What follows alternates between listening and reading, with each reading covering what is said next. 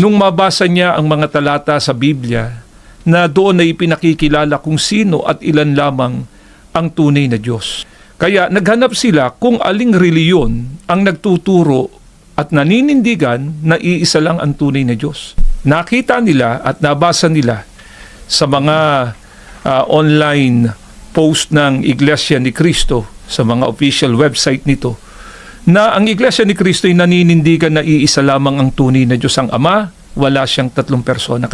Well, kung yun ba ang batayan para magiging tunay na dahil nanindigan na ang Diyos ay walang tatlong persona, totoo ba itong sinabi ng ministro ni Felix Manalo na ang nag-iisang Diyos ay walang tatlong persona? Susuriin muna natin, mga kapatid. Kung totoo ba ito, batay mismo sa Biblia, ano ba ang persona? Anong pagkaiba sa Diyos at persona? Ating tatalakayin din yan batay sa teolohiya ng simbahang Katoliko. No? Totoo naman na monotheism. May iisang Diyos sa kalikasan. Sa kalikasan, essence and nature. So, ang Diyos ay iisa sa kalikasan.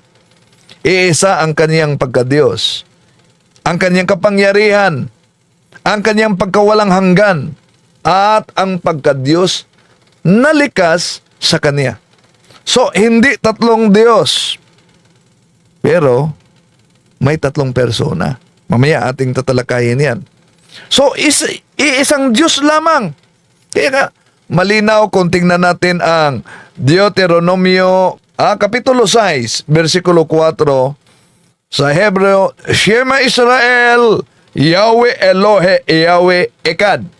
Na sa Tagalog, pakinggan mo, O Israel, si Yahweh na ating Diyos, ang tanging Yahweh. Sa ibang salin, si Yahweh ay iisang Diyos.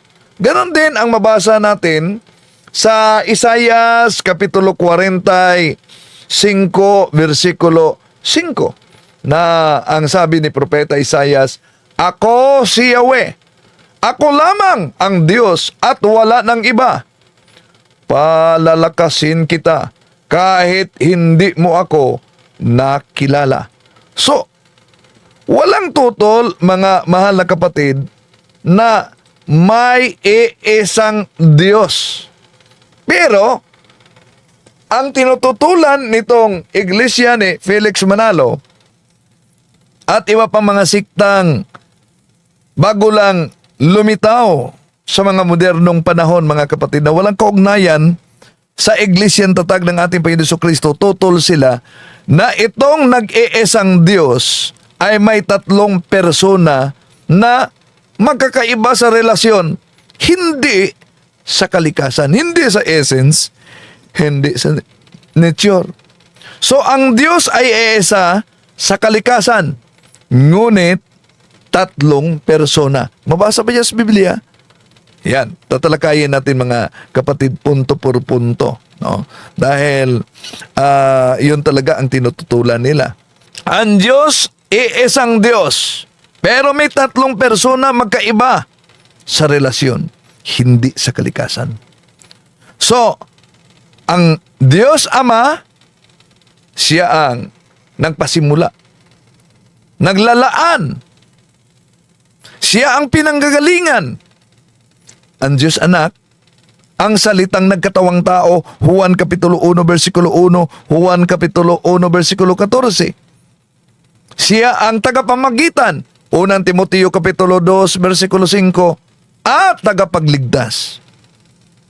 Ang Espiritu Santo naman ay nagbibigay buhay, gumagabay, nananahan sa mga sumasampalataya. So, ang persona ay hindi ito katumbas ng tao, mga kapatid. Ang persona ay distinct identity, yun ay tinatawag na hypostasis. Distinct identity, hypostasis. So, ibig sabihin, sila'y magkaiba. Magkaiba sa pagkakilanlan, magkaiba sa tungkulin, at sa relasyon sa isa-isa. Ngunit, isa sa likas na pagkadiyos. So, paano magkaiba ang Ama, Anak at Espiritu Santo? Alam naman natin sa Trinity na theology, ang Ama ay hindi ang Anak. Makita yan sa Juan Kapitulo 17:1. Pagkasabi ni Jesus ng mga pananalitang ito, tumingala siya sa langit at kaniyang sinabi, Ama, dumating na ang oras, parangalan mo na ang iyong anak upang parangalan ka niya. So dito, malinaw mga kapatid na ang Ama, hindi ang anak. Ang anak, hindi rin ang Ama. At ang Espiritu, hindi rin ang anak at hindi rin ang Ama. Kaya, kung tingnan natin ang Juan Kapitulo 14, versikulo 16. Ito ang sabi. Dadalangin ako sa Ama upang kayo'y bigyan niya ng isa pang patnubay na magiging kasama ninyo magpakailanman. So dito, ang nagpahayag, dadalangin ako sa Ama, ang ating Panginoon Jesucristo, upang kayo'y bigyan niya ng isa pang patnubay na magiging kasama ninyo magpakailanman. So, ang magbigay, ang Ama, at ang ibigay, ang Espiritu Santo. So, ang Espiritu, hindi ang Ama. Juan Kapitulo 14, versikulo 26. Ito ang ating mabasa. Ngunit ang patnubay ang Espiritu Santo na isusugo ng Ama sa pangalan ko, ang siyang magtuturo sa inyo sa lahat ng bagay at magpapala ng lahat ng sinabi ko sa inyo. See? So, ang Espiritu, hindi ang Ama. Hindi rin ang Anak. Magkaiba sila. Ngunit, hindi magkahiwalay. Ang kanilang kalikasan ay iisang pagka-Diyos. Iisa ang Diyos sa kalikasan, tatlo ang persona sa ugnayan at sa pagkakakinlanlan. Yun ang tinatawag na hypostasis. No, mga kapatid. So, hindi tatlong Diyos, kundi iisang Diyos na may tatlong persona. Hindi iisang Diyos na papalit-palit ng anyo. Yun ang heretic na modalism. Magkaiba ang Ama, ang Anak, at ang Espiritu, ngunit iisa sa pagka-Diyos. At yung magkaiba, Ama, Anak, Espiritu, iisa, kung ang batayan nila letra por letra, ito'y mabasa natin sa 1 John chapter 5 verse 7. And there are three that gave testimony in heaven. The Father, the Word, ang salita, and the Holy Ghost, ang banal na Espiritu. And these three are one. Ano daw? And these three are one. Hindi sinabi diyan mga kapatid, na and these three are three. So, napakalinaw mga kapatid. Napansin nyo? Di ba letra por letra gusto nila? May palusot na naman sila pag mabasa yan. 1 John chapter 5 verse 7. Douay-Rheims Bible. And there are three who give testimony in heaven. The Father, the Word, and the Holy Ghost, and these three are one. Hindi sinabi, and these three are three.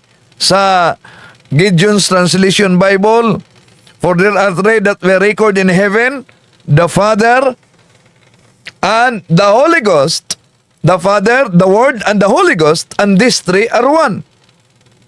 At ito ay tinawag na Triune God.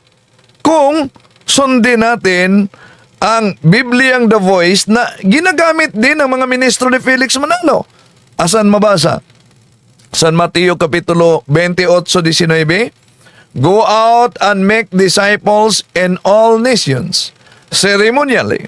Wash them through baptism in the name of the Triune God, Father, Son, and Holy Spirit. Baka sabihin nila, ang mabasa diyan, Mr. Talibong, Triune God. Hindi naman mabasa diyan ang salitang Trinity. Wala sa Biblia ang Trinity. Totoo kaya? Na-research kaya nila na wala sa Biblia? Di ba ginamit nila ang Amplified Bible? Anong mabasa sa Revelation chapter 7 verse 10? Salvation belongs to our God who is seated on the throne.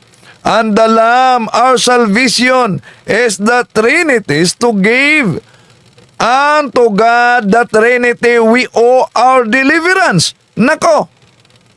Kung dito lang mga kapatid, sa letra por letra nila na doktrina na nabasa natin ang Trinity, kung balikan natin si Mr. Arnel Tumanan, sabi niya, dito pa lang, wala na, tapos na ang boxing. Mapatutunayan daw ba talagang si Kristo ay tao? Batay sa Biblia? Opo. Juan 8:40. Ito po ay pangungusap mismo ng Panginoong Heso Kristo. Ito po. Ngunit, ngayoy pinagpipilitan ninyong patayin ako na isang taong nagsasalita sa inyo ng katotohanang narinig ko sa Diyos. Siguro naman, kumbaga, sa kasabihan nga nila, tapos na boxing dapat dito So tapos na ang boxing dapat umano diyan.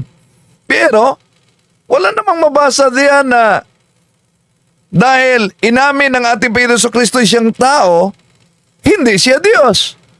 Pero sa pagtutol nila sa Trinity na ang kanilang argumento walang mabasa sa Biblia ang Trinity. Pero sa Biblia ang ginagamit nila at madalas nilang gamitin, Amplified Bible, Revelation chapter 7 verse 10. Amplified Bible, salvation belongs to our God who is seated on the throne, and the Lamb, our salvation, is the Trinity to give unto God the Trinity we owe our deliverance. Ito na talata mga kapatid, ang masasabi natin, tulad sa sinabi ni Mr. Arnel Tumanan, sa boxing pa lang tapos na. Bakit? Ang kanilang paliwanag, hindi totoo ang Trinity dahil di mabasa sa Biblia. Ngayon, nabasa na. Ano naman ang kanilang palusot? Ito ang siguradong tapos ang boxing sa mali nila na aral. Ngayon, ano po ba ang pagkakaiba sa persona at ang pagkakaiba sa Diyos? Dapat ating talakayin ito batay sa theology ng simbahang Katoliko. Sa tunay na Kristiyano, ano ba ang pagkakaiba sa persona at sa pagkadiyos? Tandaan natin mga kapatid, ang pagkakaiba sa persona at sa Diyos ayon mismo sa teolohiyang Katoliko, lalo na sa mga naniwala sa Holy Trinity, at gagamit tayo ng madaling halimbawa mga kapatid para madaling unawain. Ano ang Diyos? Ang Diyos ay tumutukoy ito sa iisang Diyos, of course. Shema Israel, Yahweh Elohim, Yahweh Echad. Makinig ka Israel.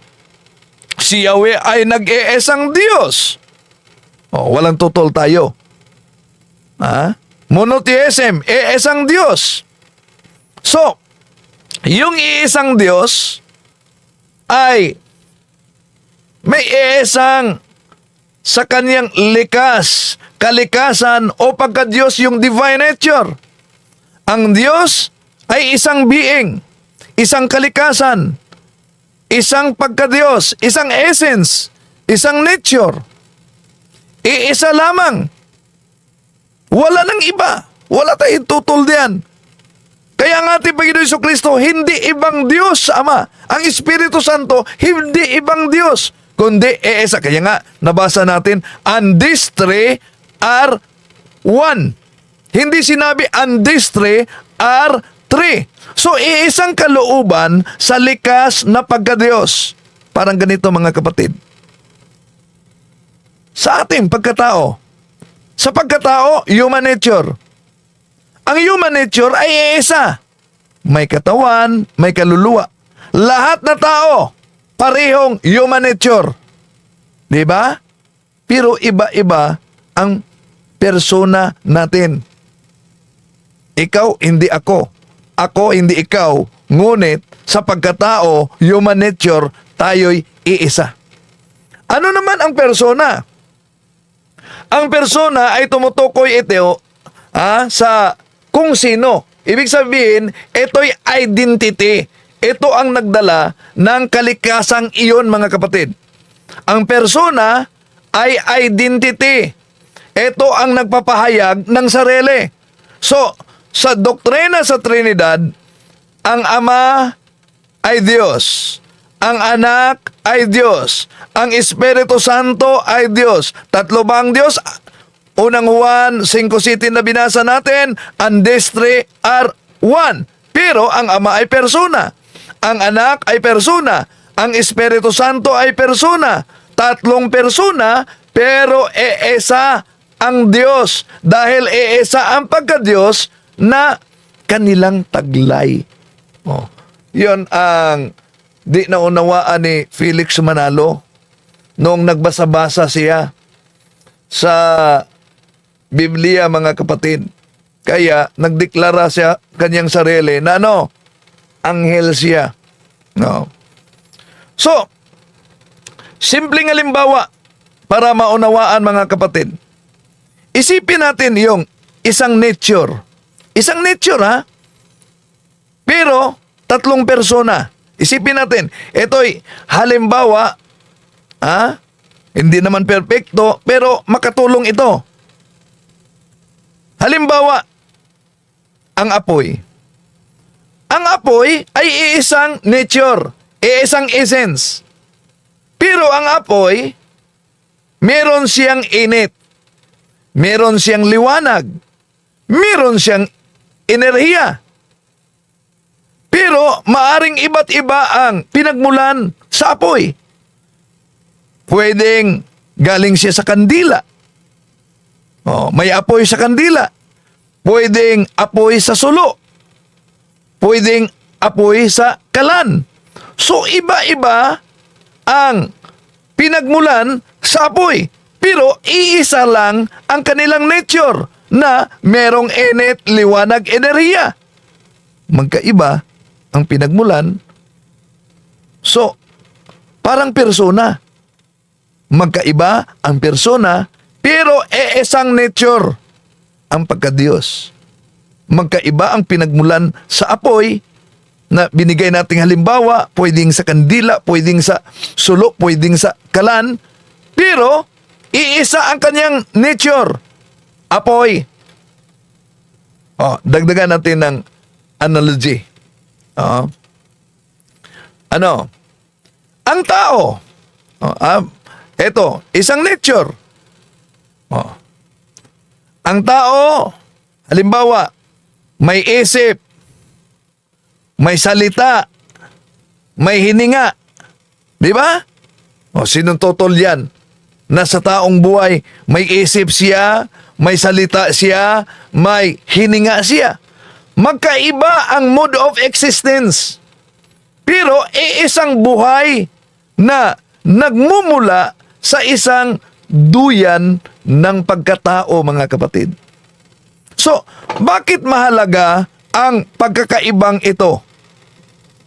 Bakit mahalaga ang pagkakaiba?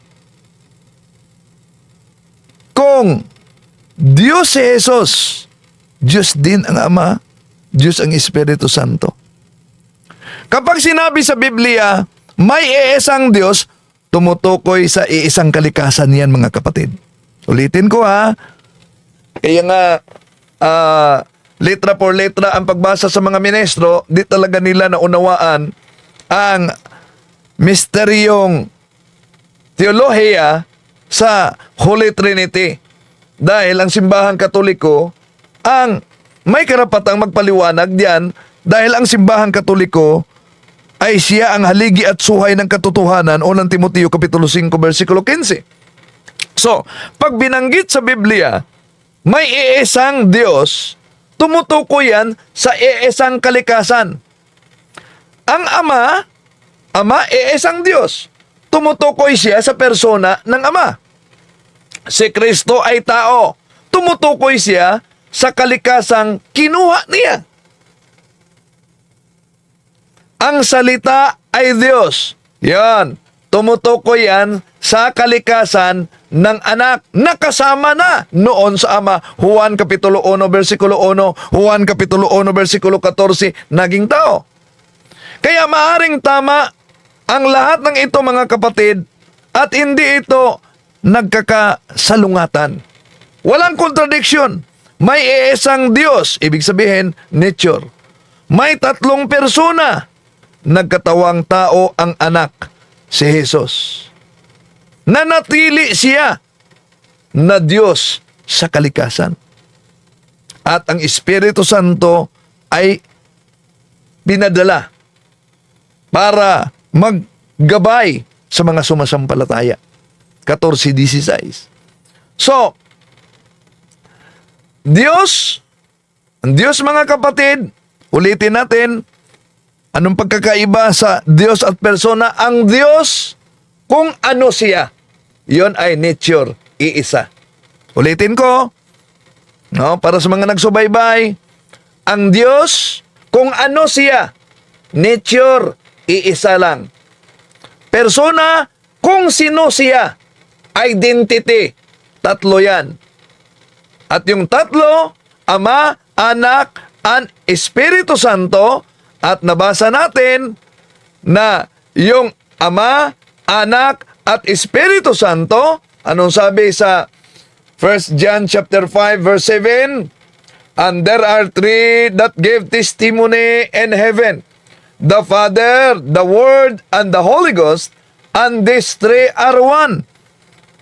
Ano daw? And these three are one. Hindi sinabing and these three are three. Ang ginamit natin na salin sa Biblia, yung Biblia na palaging ginagamit ng mga ministro sa kanilang pangangaral, mga kapatid. Oh. Yan mismo ang ginagamit natin. Diba? Ang batayan, letra por letra dapat mabasa. O kung mapansin nila, kahit itong salin na Biblia, ito ginagamit nila dahil bawat doktrina may katumbas na salin sa Biblia. Ngayon, balikan natin. Unang 1:5-7. And there are three who gave testimony in heaven, the Father, the Word, and the Holy Ghost, and these three are one. Napakalinaw, and these three are one.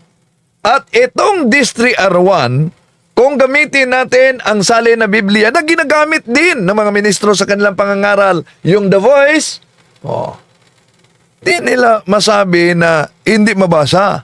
Dahil mabasa sa Mateo Kapitulo 28, versikulo 19, go out and make disciples in all nations, ceremonially, wash them through baptism, in the name of the triune God, Father, Son, and Holy Spirit. So, merong triune God. Ano yung triune God? Trinity. Pero sa isa pang Bible na salin na ginagamit nila. Kaya di totoo yung mga aral nila na ang Trinity di mabasa sa Biblia dahil kahit sa salin na ating pinakita ngayon, etong mga salin na ito ginagamit nila. Pero ang punto, iniwasan nila at hindi nila ipinaalam. Ito ang katotohanang itinago nila. Revelation, balikan natin, 17. And in a loud voice, they cried out, saying, Salvation belongs to our God who is seated on the throne, and the Lamb. Our salvation is the Trinity. To give unto God the Trinity, we owe our deliverance.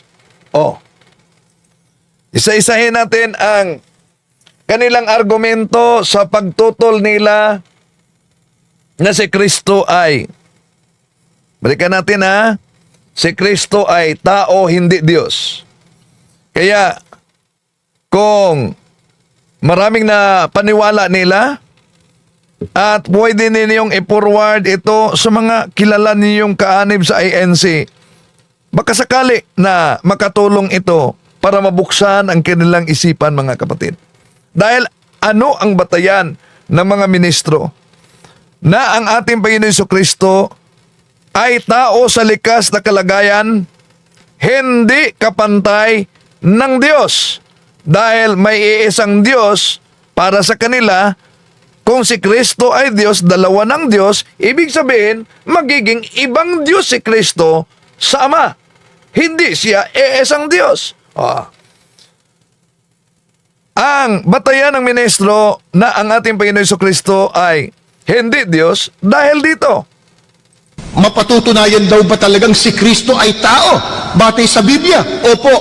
Juan 8:40. Ito po ay pangungusap mismo ng Panginoong Hesukristo. Ito po. Ngunit, ngayoy pinagpipilitan ninyong patayin ako na isang taong nagsasalita sa inyo ng katotohanang narinig ko sa Diyos.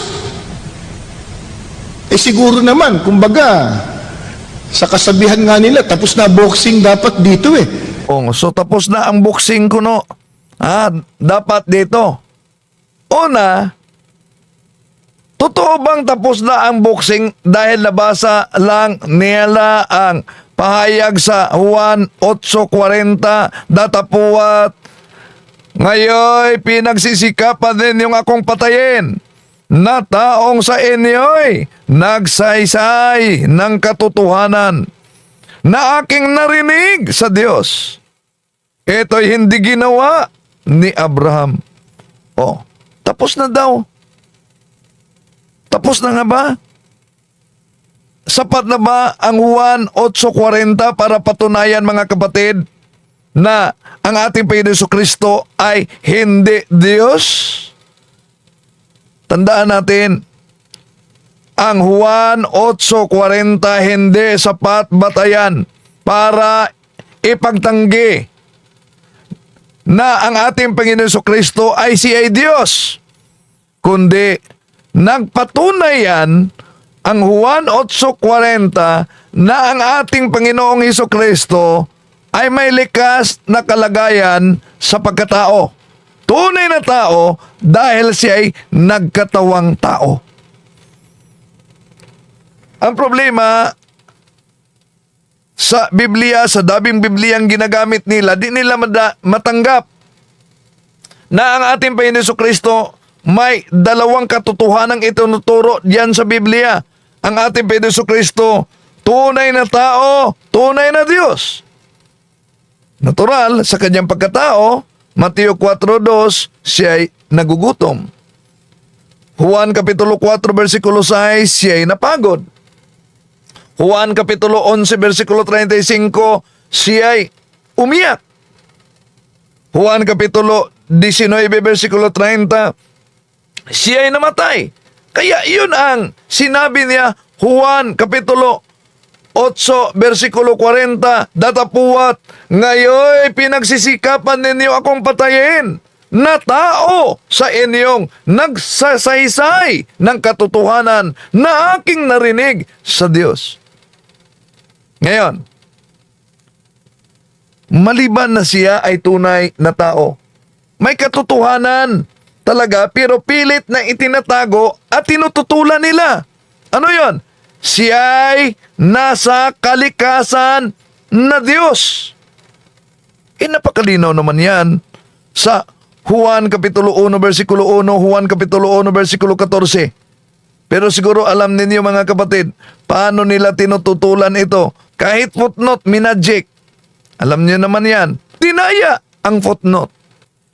Ang Juan Kapitulo 20-28, isang deklarasyon. Isang deklarasyon ni Santo Tomas. My Lord and my God. Anong palusot sa iglesia? Anong palusot? Si Tomas ay nagulat lang. Para lang kanilang tutulan ang nakasulat. Natalakay na natin ito, Juan Kapitulo 20-28, nagulat si Tomas sa kanyang pahayag daw, Panginoon ko at Diyos ko. Pero ano itong Filipos 2:6? Siya ay nasaan yung Diyos? Nagulat pa ba yan? Kolosas Kapitulo 2, versikulo 9, sa kaniya nananahan ang kapuspusan sa pagka-Diyos. O, nagulat pa ba yan? So kung tutuusin natin mga kapatid, ang salita, ang logos, ang verbo ay nagkatawang tao. Siya ay Diyos sa kalikasan. Ngunit, nagkatawang tao, yon ang tinatawag na incarnation. Ulitin ko, ang isang halimbawa, kung maalala ninyo, si dating Pangulong Rodrigo Duterte doon sa nangyaring digmaan doon sa Marawi, na nakita niyo, nakasuot siya ng uniforme ng sundalo. Anong punto dito? Kung ang presidente ba nagsuot ng uniforme na nagbihis ng bihis sundalo, ang tanong, hindi na ba siya presidente dahil nakabihis siya ng bihis sundalo? Hindi. Presidente pa rin siya. Hindi maaaring hindi siya presidente dahil nakabihis siya sundalo. Presidente siya noon, nakabihis siya sundalo upang gampanan niya ang kaniyang tungkulin. Ganon din ang ating Panginoon Jesucristo. Diyos na nagbihis tao upang iligtas tayo. Ngayon, sa ginagamit nila na talata, mga kapatid, isa sa mga paborito nila yung Oseas Kapitulo 11, versikulo 9. Ating sinagot na yan, no? Dahil sinagot natin yan sa mga nauna na uploaded video, nandiyan na. Pwede ninyo yung panoorin dahil pinagtagpi-tagpi kasi ng mga ministro. Halimbawa, ginamit nila ang Juan Kapitulo 8:40. So, may sagot diyan mga kapatid sa isang video uploaded na. Ang Juan Kapitulo 8:40, inaamin ni Jesus na siya ay tao. Pagkatapos itagpi-tagpi nila ang Oseas Kapitulo 11, versikulo 9, na ang Diyos ay hindi tao.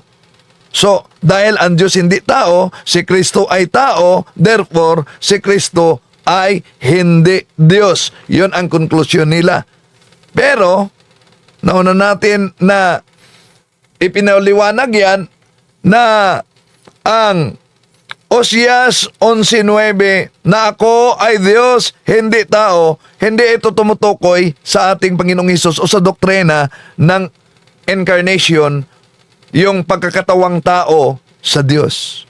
Ang konteksto sa Oseas Kapitulo 11, versikulo 9, iba. At yung ginagamit nilang Ezekiel Kapitulo 28:2, sinagot na din natin yan mga kapatid. Ibang talata yan. Yon ang ginagamit nila matapos nila ipagtagpi-tagpi ang Juan 8:40. Mapatutunayan daw ba talagang si Kristo ay tao? Batay sa Biblia? Opo. Juan 8:40. Ito po ay pangungusap mismo ng Panginoong Hesukristo. Ito po. Ngunit, ngayoy pinagpipilitan ninyong patayin ako na isang taong nagsasalita sa inyo ng katotohanan. Ayan, may pasigaw-sigaw pa, no? isang tao. At dinagdag ang Osias 11:9. Isaias 11:9 po. Pakinggan po ninyo.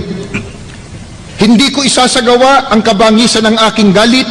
Hindi ako babalik upang ipahamak ang Efraim, sapagkat ako'y Diyos at hindi tao. Ayan, ako'y Diyos at hindi tao.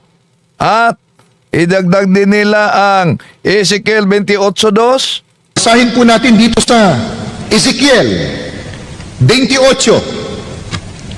Ang talata po ay 2. Ganito po ang itinuturo ng banal na kasulatan. Ito po, anak ng tao, sabihin mo sa prinsipe na sa Tiro, ganitong sabi ng Panginoong Diyos, sapagkat ang iyong puso ay nagmataas at iyong sinabi, ako'y Diyos. Ako'y nauupo sa upuan ng Diyos sa gitna ng mga dagat. Gayunman, ikaw ay tao at hindi Diyos. Ayan, ang pinagtagpi-tagpi nila mga kapatid, ikaw ay tao at hindi Diyos. Kaya kung sagutin natin ito, mapansin ninyo yung iba nagkukomento sa comment section, nagagalit.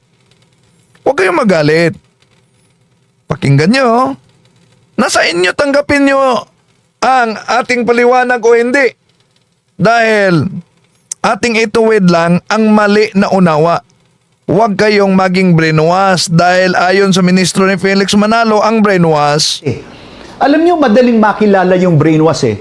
Pag sinabi pong brainwash, sarado ang isip, yung maling ginagawa nung kanyang tagapangaral o mangangaral, hindi niya makita. Yon ang brainwash. Yung mali ang ginagawa o mano sa kaniyang mga ngaral, hindi niya makita. Kaya, yung pagtagpi-tagpi nila sa Osayas Kapitulo 11, versikulo 9, na walang kaugnayan sa San Juan Kapitulo 8, versikulo 40, kumo ang ating Panginoon Jesucristo sinabi, ako ay tao, at Osias Kapitulo 11, versikulo 9, ang Diyos ay di tao, therefore si Kristo ay hindi Diyos. Mali mga kapatid. Dahil si Kristo hindi tao na naging Diyos. Ulitin ko. Si Kristo hindi tao na naging Diyos. Siya ay Diyos na nagkatawang tao. Yon ang hypostatic union. Ang kaniyang pagka-Diyos, hindi ang kaniyang pagkatao. Ang kaniyang pagkatao, hindi ang kaniyang pagka-Diyos. Kundi ang kaniyang pagka-Diyos at ang kaniyang pagkatao ay isang banal na persona ni Jesus.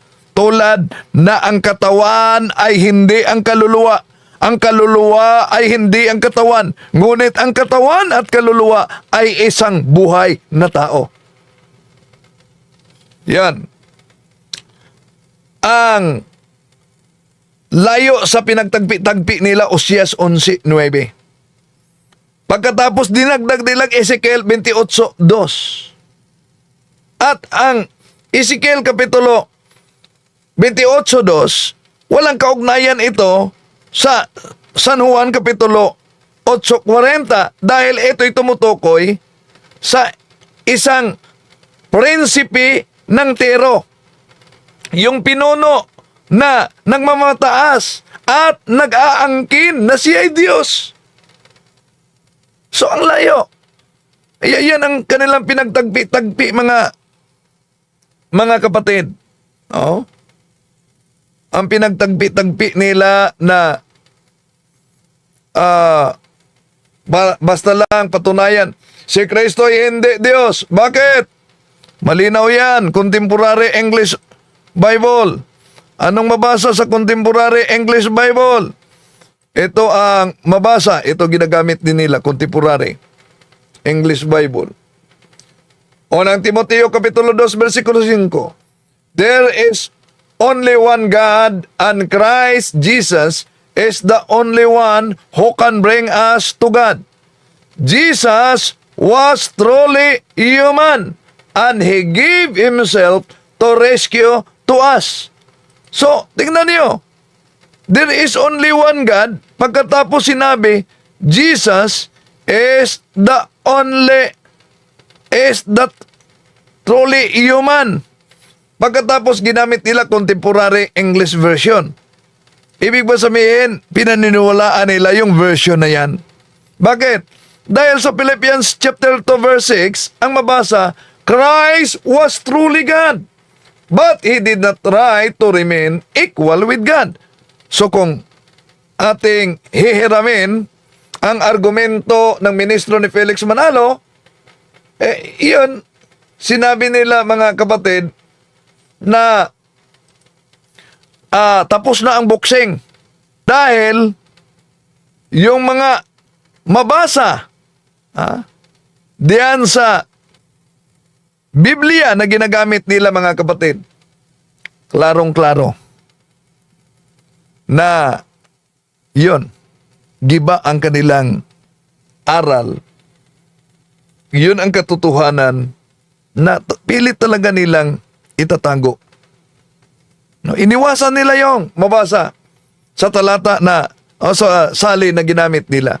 So, ano po bang ibig sabihin itong ginagamit nilang Juan Kapitulo 17:3 na sinabi ni Jesus na pagpakilala sa Ama? Ibig po ba sabihin ang ating Panginoon Jesucristo ay hindi Diyos?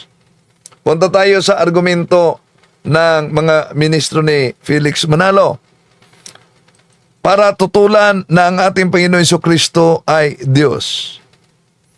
Ginagamit din nila ang banal na kasulatan. Ano? Eto mga kapatid, pakinggan ninyo. Isang tanong pa kapatid na Arnel, paano ninyo patutunayan na si Kristo ay tao at hindi kapantay ng Diyos? Ang nagtanong po si Leonardo Ruco ng Hasmin Street, Batasan Hills, Quezon City. Itong katanungang ito kapatid na Arnel, na paano natin patutunayan na si Kristo ay tao at hindi kapantay ng Diyos. Ang pagkilala po ng Iglesia ni Kristo, mga mahal po naming mga panauhin, ay batay po sa itinuturo ng Biblia kung ano ang tunay na kalagayan ng ating Panginoon Jesucristo. At ang ating Panginoon Jesucristo ayon po sa itinuturo ng Biblia, siya po ay anak ng Diyos. Una, ang argumento ng mga ministro ni Felix Manalo mga kapatid, basta anak ng Diyos, hindi Diyos anak. Mali. Wala tayong totoo na ang ating Panginoon Jesucristo ay anak ng Diyos. Pero totoo tayo sa kanilang argumento na hindi Diyos anak. Bakit? Napakalinaw naman sa Biblia na ginagamit nila mga kapatid. Alam nyo ba? Sa Biblia ang ginagamit nila, napakalinaw. Eto, pakita natin ang Biblia na ginagamit nila. Eto. So, iyon ang Biblia na ginagamit ng mga ministro. Ang salita ng buhay. Ba't pinakita natin yan? Dahil ang kanilang aral, walang mabasa na Diyos anak daw. Pero, sa ginagamit nilang Biblia, ito ang mabasa sa Juan Kapitulo 1, versikulo 18. Wala pang nakakita sa Diyos, Ama, kahit kailan. Subalit, ipinakilala siya sa atin ng Diyos anak. Napakalinaw mga kapatid. Ipinakilala siya sa atin ng Diyos anak. No? Kaya naalala kong paliwanag tuloy sa isang kaanib ng Iglesia ni Cristo kaugnay dito, yung si Jafina. Ala sa atin ng Diyos anak. O say? Oh, pinakilala ng Diyos anak. Hindi mabasa. Ano yung pinakilala ng Diyos anak? Ade, syempre, Diyos Ama. Diyos Ama, kasi anak siya eh. Di po ba critical thinking lang po, brother, ha? Pwede mo po akong sagutin. Kahit na hindi ako magaling sa Bible, sasagutin kita. Di niya napansin na yung kanyang pahayag, hindi yun aral ng INC inabniba niya. Bakit? Nasa kanilang Pasugo Magazine.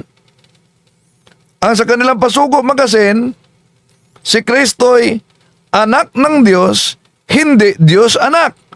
Pero, inaamin dito ni Miss Javina, Diyos anak. Oh, pero walang aral ang INC diyan. So, kaya sa paggamit natin sa banal na kasulatan, mga kapatid, sa Biblia, na ginagamit nila, hiramin natin ang argumento ni Arnel Tumanan na ministro. Kung sa boxing umano, wala na, tapos na. Sinagot natin punto por punto yung kanilang mga argumento. Pero may mga nagagalit na nagkomento, grabe, galit nila. Huwag kayong magalit. Oo. Pakinggan nyo na lamang. And then, panoorin ninyo. Nasa inyo kung tanggapin ba ninyo o hindi.